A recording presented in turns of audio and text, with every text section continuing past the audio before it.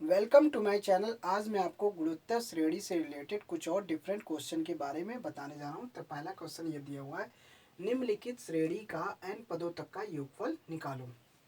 तो पहला क्वेश्चन दिया हुआ है, पहले का पहला 0.7 plus 0.77 plus 0.777 plus and so on n पदों तक का योगफल निकालना है।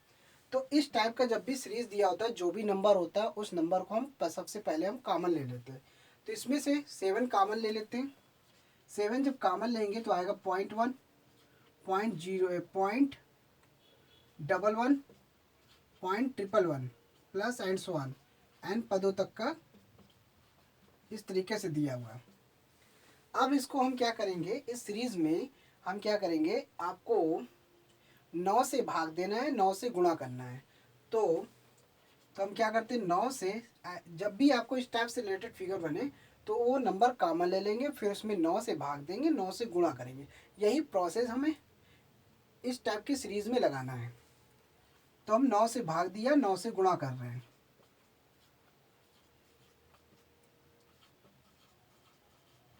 Plus and so on an पदों तक का। अब हम क्या करेंगे, यहाँ पे इसमें 1 में से 0.9 घटाएंगे, 1 में से 0.1 प्लस 1 में से 0.01 घटाएंगे, 1 में से 0.01 घटाएंगे और 1 में से 0.001 घटाएंगे। तो इस तरीके से प्रोसेस आपका चलेगा एन पदों तक का। अब ध्यान से देखिए, 7/9 तो है। अब देखिए 1 1 1 कहाँ तक चलेगा, एन पद तक चलेगा। तो 1 कितनी बार है, एन टाइम्स लेंगे, यानी कि 1 यहाँ पे अगर हमें 1 का योगफल निकालना है, अगर 1 को एन टाइम तक का अगर हम योगफल करें तो उसका एन टाइम्स तक का ही योगफल आएगा। तो 1 + 1 + 1 कहाँ तक ले रहे हैं, एन तक का।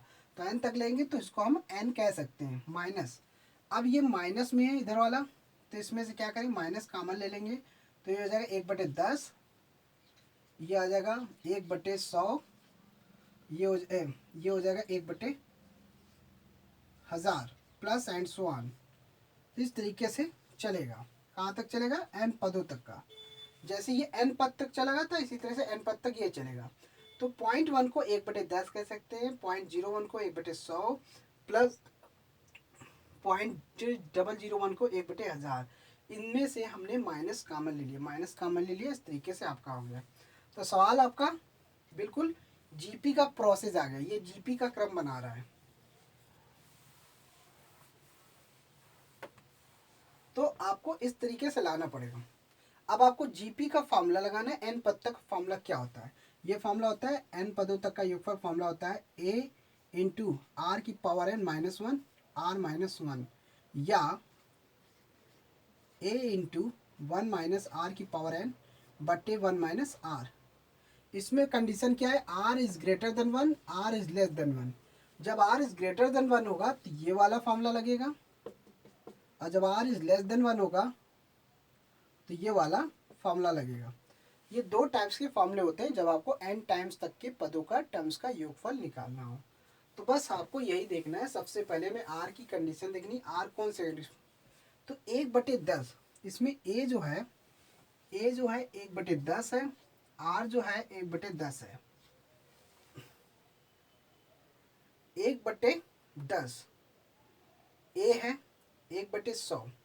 अगर 1/100 में 1/10 आर की वैल्यू 1/100 में 1/10 भाग देते हैं तो इस तरीके से ही आपका 1/10 ही आएगा। तो आर की वैल्यू जो है वो 1 से छोटी है, क्योंकि 1/10 जो है वो 1/10 जो है आर की वैल्यू 1 से छोटी है। तो हम फार्मूला क्या करेंगे, 1 से, हम फार्मूले में 1 से घटाएंगे। तो सीधे सीधे फार्मूला लगाते हैं, 7/9 एन यहाँ पे लगाते हैं। यहाँ पे फॉर्मूला लगेगा, फॉर्मूला क्या होगा, एन पदों तक का योगफल फॉर्मूला होता है ए इंटू ए, ये हो गया ए इंटू 1 से घटेगा 1 - आर की पावर एन, ये आ गया बटे 1 - आर, ये फॉर्मूला हो गया। इस तरीके से निकलेगा। तो फॉर्मूला में क्या लगा, a इंटू 1 - आर की पावर n बटे 1 - आर। इस फॉर्मूले से हमने ये लगाया है। तो इसमें r की वैल्यू क्या है, r की वैल्यू है 1/10 और a की वैल्यू भी 1/10 है। तो कैलकुलेट करते हैं, 7/9 और इन n माइनस 1/10 माइनस 1/10 की पावर n। 1/10 में जब वह करेंगे तो 9/10 हो जाएगा। इस तरीके से 9/10 आ जाएगा, 9/10।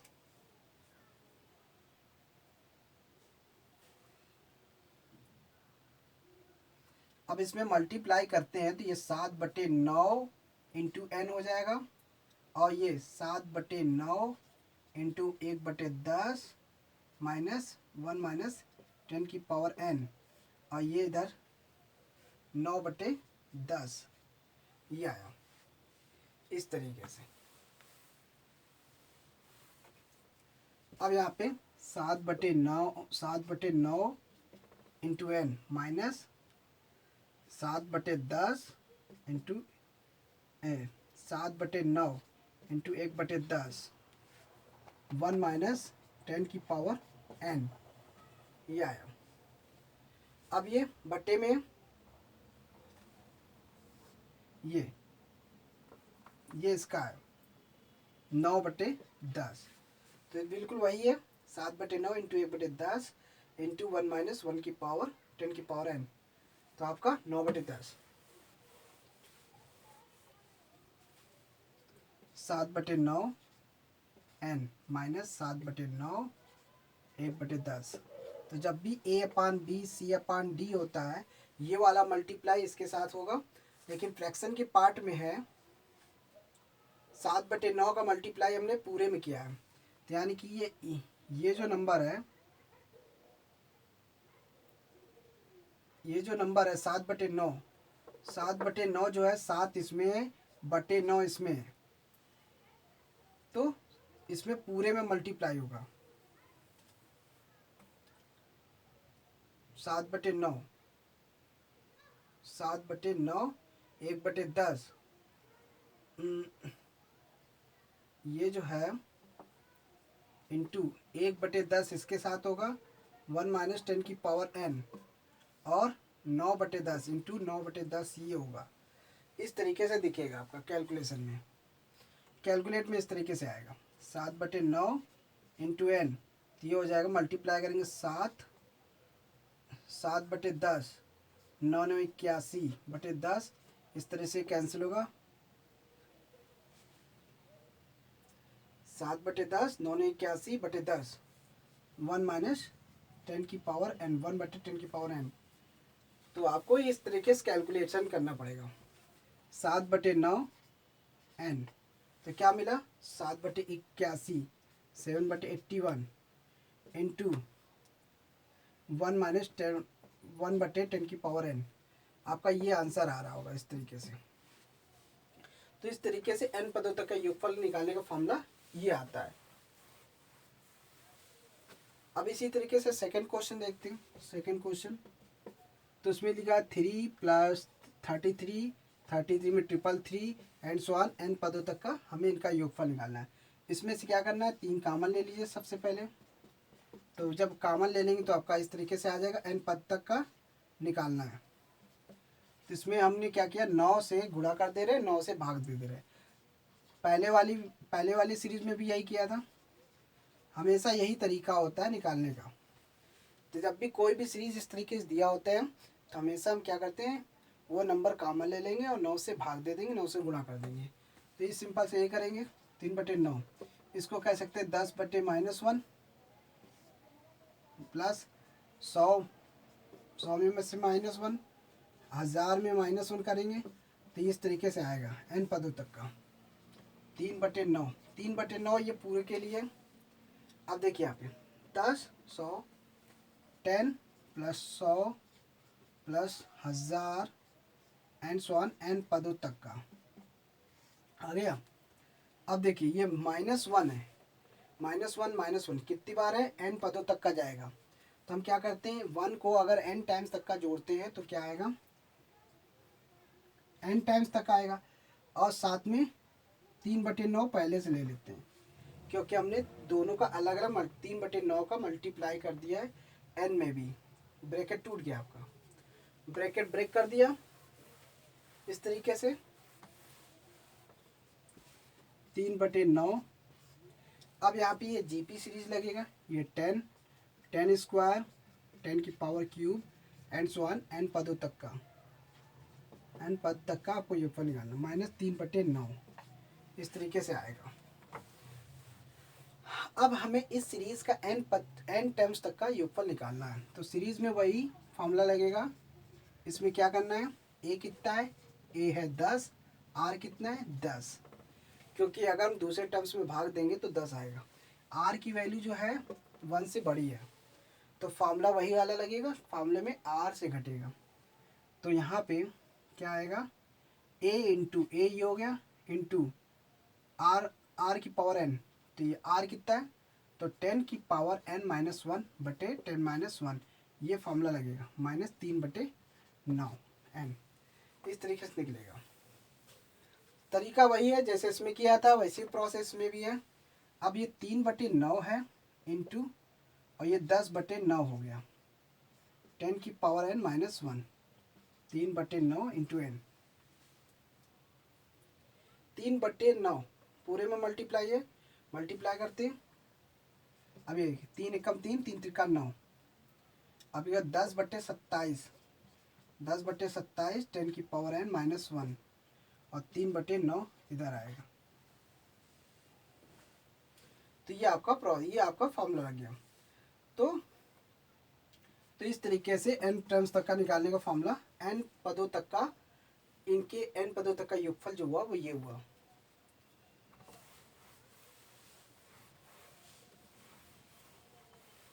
अब इसी तरह से थर्ड क्वेश्चन देख लेते हैं। थर्ड का 5, 5, 5, 5 plus and so on n पदों तक का। नहीं, यहाँ पे सेकंड क्वेश्चन में दिया हुआ है 20 पदों तक का योगफल निकालना है। तो यहाँ पे 20 पदों तक का योगफल निकालना है। सीधे 5 कॉमन ले लीजिए, 1, 1, 1, 1 प्लस एंड सो ऑन 20 पदों तक का योगफल, 20 टर्म्स तक का। अब इसमें 9 से भाग दीजिए, 9 से गुणा कर दीजिए, 9, 99, 9, 9, 20 टर्म्स तक का निकालना है, टर्म्स तक का। सीधे वही 9, तो 10 में से 9 1 गया, फिर 100 में से -1 किया, फिर 1000 में -1 किया, तो वही आएगा। तो यानी कि इसको हम 9 को 10 -1 कर सकते हैं, 10 -1, इसको इस रूप में लिख सकते हैं। अब 5/9 ये हुआ। अब ये 10 है, 100 है, 1000 है, तो हम 10 बोल सकते हैं, 10 स्क्वायर बोल सकते हैं, 10 की पावर क्यूब बोल सकते हैं। कहाँ तक लेना है, 20 पदों तक का। इस वाले में n पदों, 20 n पद तक का में टर्म्स निकालना था। अब यहाँ पे आ जाइए, ये -1 है, ये -1 है, ये -1 है। जिस तरीके से n1 को n टाइम्स तक का योगफल निकालना है तो उसका आंसर n आ रहा था, उसी तरीके से 20 पदों तक का अगर टर्म्स का योगफल निकालेंगे 1 का, तो इसका आंसर क्या आ जाना चाहिए, -20। तो -1 n पदों तक का योगफल निकाल लेते तो n आ रहा था, 20 पदों तक का अगर हम योगफल निकालेंगे तो 20 आएगा। तो ये आ गया 20 आ गया। और 5/20 इंटू 5/9 मल्टीप्लाई पहले कर दे रहे हैं, और साथ में माइनस था, माइनस कॉमन ले लिया, माइनस का हमने कॉमन ले लिया, पूरा योगफल 20 होगा इसका। अब ये फिर वही जीपी में आ गया, 5/9।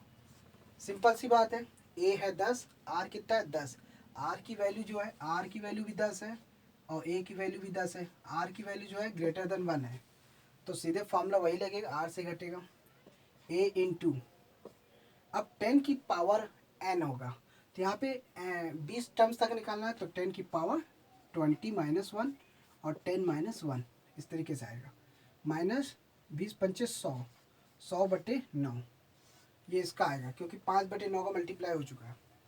अब देखिए 5/9 इंटू 10, अब 10⁻20 - 1/9 और ये 100/9, 20 × 5 = 100 तो हो गया था।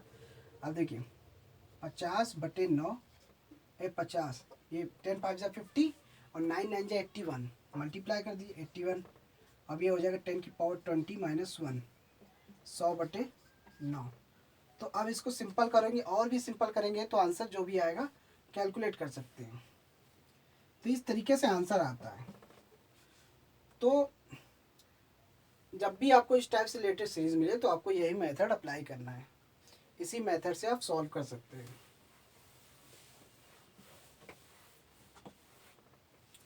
अब आ जाइए थर्ड क्वेश्चन।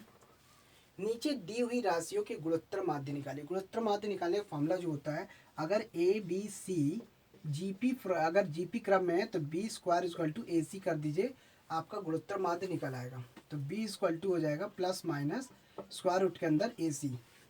इस फॉर्मूले का यूज कर लीजिए, आपका आंसर आ जाएगा। अब यहाँ पे देखिए 3 और 27, 3 और 27 का गुणोत्तर माध्य निकालना है। गुणोत्तर माध्य क्या होता है? जी, यानी कि जीपी। गुणोत्तर माध्य जीएम यानी कि गुणोत्तर जियोमेट्रिक मीन्स। तो इसका हो जाएगा, इसको जी मान लेते हैं, तो g square equal to a b 3 × 27, g square root में 3 × 27। देखिए 3 त्रिका 9, 9 त्रिक 27, कितने पेयर बन रहा है? 2 पेयर बन रहा है। 3 × 3 तो 9। तो इसका जो गुणोत्तर माध्य आया 9 आया, वो भी प्लस माइनस में आएगा इनका आंसर। तो स्क्वायर रूट में प्लस माइनस आता है। इसी तरह से 8 और 50 का जियोमेट्रिकल मीन्स जो होगा, इसको मान लेते हैं जी। तो g square equal to a b, इन दोनों का मल्टीप्लाई कर देते 8 और 50 जी। ये फॉर्मूला होता है ना, बी स्क्वायर इक्वल टू ए सी। तो स्क्वायर रूट में लेते हैं 40 प्लस 40 है, इसका स्क्वायर रूट होगा प्लस माइनस 20। तो इसका गुणोत्तर माध्य जो होगा प्लस माइनस 20 के फॉर्म में आएगा, यानी कि पॉजिटिव में भी आएगा, निगेटिव में भी आएगा। अब तीसरा देखिए, x की पावर 4 y की पावर 4 और y की पावर 4 x की पावर 4, इनका जो गुणोत्तर माध्य जो है इसको मान लेते हैं जी, इसको भी। तो वही formula G square equal to square root में ए बी कर दिए, x की पावर 4 y की पावर 4 इंटू वाई की पावर 4 अपॉन x की पावर 4। ये इससे कैंसिल, ये इससे कैंसिल, तो ये 1 हो गया जी। 1 का स्क्वायर रूट होता है प्लस माइनस 1। तो इस तरीके से हम गुणोत्तर माध्य निकाल सकते हैं। बस अगर दो टर्म्स के बीच में केवल एक गुणोत्तर माध्य अगर निकालना हो तो फॉर्मूला लगेगा g square equal to a b से, या g equal to plus minus root में b c, b square equal to root में ए सी। इस समय ए बी सी का क्रम अगर है तो बी जो है गुणोत्तर माध्य होगा, अगर ए बी सी क्रम में है तो। अब यहाँ पे 2 सही 1/4 और 4/9 के बीच 3 गुणोत्तर माध्य निकालो। जब अगर दो टर्म्स के बीच में 3 गुणोत्तर माध्य निकालना हो तो उसमें क्या करते हैं, तो 2 सही 1/4, इसके बीच का 3 गुणोत्तर माध्य मान लेते हैं, G1 G2 G3 and so on 4/9। तो इस तरीके से 1 2 3 4 5 5 टर्म्स हो गए। तो 4 दूनी 8, 9/4, 4 दूनी 8, 1, 9/4 सिंपल करने पे, तो ये 4/9। अब इस तरीके से हो गया, ये जीपी के फॉर्म में है। इसमें पहला टर्म्स जो है 9/4 है और आर हमें निकालना पड़ेगा इसमें, और अंतिम टर्म्स जो है 4/9 है। तो सीधे सीधे निकालते हैं। एल इक्वल टू, जब हमें अंतिम टर्म्स दिया होता है तो निकालने फॉर्मूला होता है L equal to A R की पावर n-1।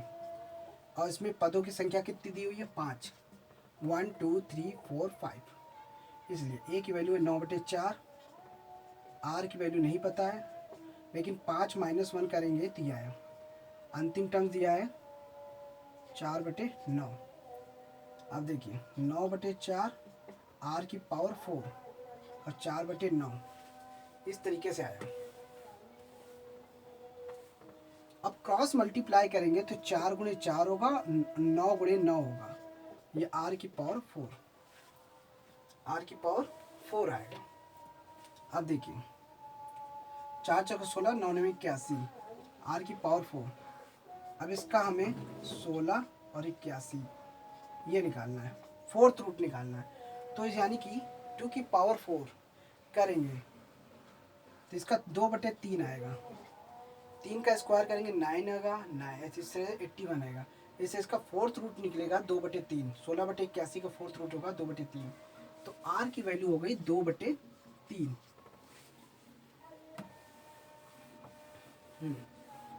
वो भी प्लस माइनस के क्रम में आएगा, क्योंकि हमें इसका स्क्वायर रूट निकालना प्लस माइनस के टर्म्स में आता है, स्क्वायर रूट। अब क्या करना है, अब इसको कहते ए, इसको कहते ए आर, इसको कहते ए आर स्क्वायर, इसको कहते ए आर क्यूब, इसको कहते ए आर की पावर 4। इस तरीके से आता है। तो जीवन अगर निकालेंगे तो ए आर होगा। ए की वैल्यू हमने क्या माना, ए को 9/4 कह रहे हैं। तो अगर हम आर को पॉजिटिव टर्म्स में लेते हैं 2/3, तो ये हो जाएगा 2/3 करेंगे तो इसे तरीके से 3 त्रिका 9, 2 दूनी 4, तो 3/2 हो जाएगा। तो जीवन की वैल्यू आ गई। अगर निगेटिव के क्रम में लेते हैं, -2/3 करते हैं, तो जीवन की वैल्यू हो जाएगी -3/2। क्योंकि -2/3 करेंगे तो कैंसिल तो वही होगा, लेकिन निगेटिव के क्रम में आएगा। एक पॉजिटिव क्रम में आएगा, एक निगेटिव के क्रम में आएगा। तो 2 वैल्यू आएगी। इसी तरह G2 का देखते हैं, ए आर स्क्वायर, ए कितना है 9/4, आर की वैल्यू कितनी है 2/3। 2/3 का स्क्वायर करेंगे कितना होगा, आर की वैल्यू रखेंगे तो ये 4 चौको 16 और 3 त्रिका 9, 9 से ये कट गया, 4 चौको 16, तो ये 16 आ गया।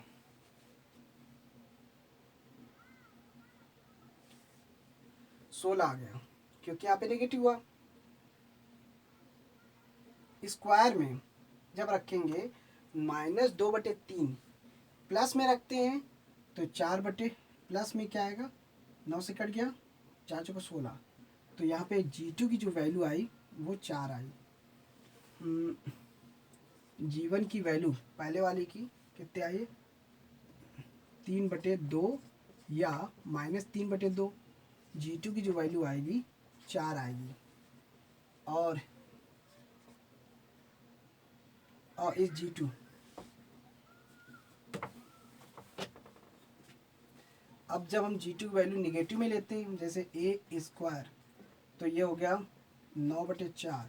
जब -2/3 करेंगे स्क्वायर में तो ये 9/4।